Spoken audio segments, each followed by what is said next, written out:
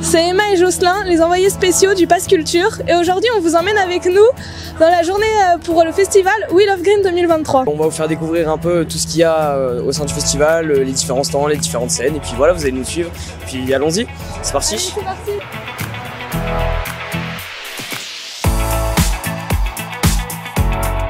Donc nous voici devant la clairière, donc c'est une scène qui a la particularité d'être couverte. C'est la seule scène comme ça qui se trouve au festival We Love Green, et donc c'est un peu ce qui fait sa légende entre guillemets. Et ma camarade va vous présenter les différents artistes qui vont se présenter aujourd'hui sur cette scène. Du coup aujourd'hui il y aura Genueve, Pomme et Dinos.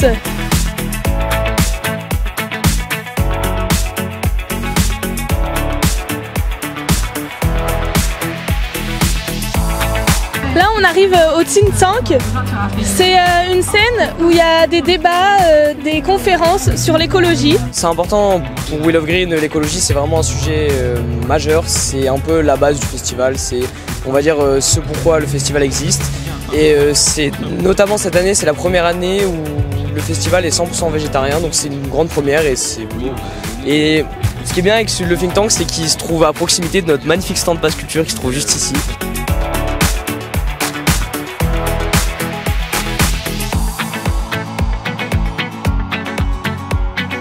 Nous voici devant la prairie, donc c'est la scène majoritaire de We Love Green, donc juste derrière moi, comme vous pouvez le voir.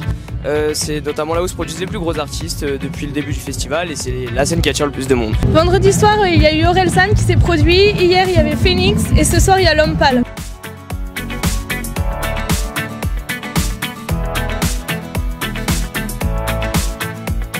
Vous êtes venu voir qui là précisément? C'est qui vos artistes majeurs là dans ce festival? On voit Genueve, La New Wave, hein, Genueve, Peter Zuko, Jeune Crack, tout ça. Hein. ouais, et après Dinos. Hein. Vous êtes venu voir qui? L'Homme Pâle. Je sais pas comment on dit son nom. Genueve, Luther, Jeune Crack. L'Homme Pâle. L'Homme Pâle aussi.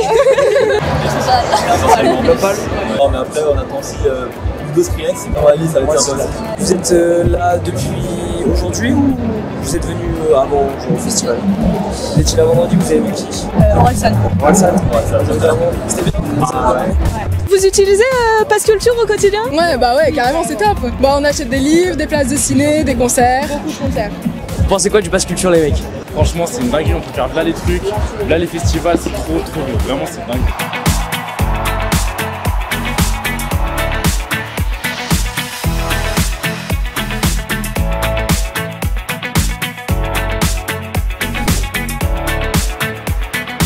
Du coup, moi, ma première question, c'est quoi tes inspirations pour faire ta musique? Je pense que mes inspirations, c'est déjà mon expérience de femme, ma famille et les musiciens qui m'inspirent. Je sais pas, ça va de Aphex Twin à Clips, Pusha T, City Girls, John Hasso, plein d'influences différentes. Ouais, okay. Donc moi je voulais savoir quand est-ce que tu as commencé la musique, parce qu'en général les artistes ça vient pas comme ça du jour au lendemain, hein. Il y a toujours une recherche au fur et à mesure quand on grandit. Par exemple je pense à certains artistes comme Laylo ou des artistes comme ça qui disent des plus jeunes âges qui se trouvent spéciales, trouvent qu'ils ont déjà leur style, leur genre, c'est leur âme. La musique c'est un peu, ça reflète l'âme, c'est l'art qu'on a personnellement. Donc, je voulais savoir quand est-ce que tu as commencé et du coup si vraiment ça vient de ton enfance ou des trucs comme ça que tu as vécu.